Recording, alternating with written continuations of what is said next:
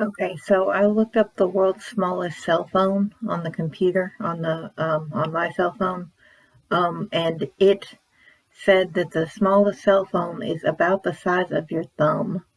Um, it showed a picture of it too, and it was about the size of the person's thumb.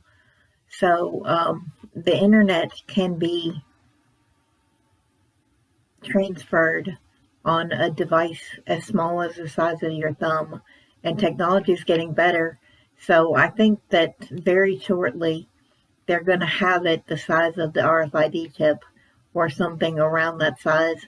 Because if you notice anything about the RFID chip, most of it is a capsule and it's not the actual um, microchip. So, or microchips or whatever they have in there. Um, so there's going to be very small devices out there, and they're going to sneak in the mark of the beast with it, I believe. And they're going to say, well, why not? It's so convenient and it's not painful. It's not going to cause a painful surgery or anything like that. It's going to be like an RFID chip. It's going to be like the size of a grain of rice or something like that. It's not going to be painful. It's going to connect you to the internet. Um, Probably if there's a tower nearby anyway. Um, and they're going to say, well, why wouldn't you do it? And everybody's going to live in like a smart city or a city.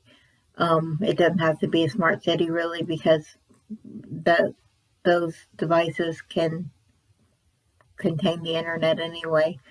Um, so it's not going to have to be like you move to a special place. It's going to be like you live where you are pretty much, unless you live in a desert somewhere where there's no towers. But they're trying to put towers in the desert too. So, um, and that's actually working out for them quite well. But it's going to be worldwide. It's going to be everybody in the world.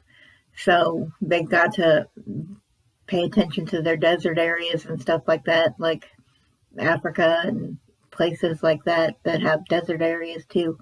But yeah, they're just making the devices smaller and smaller.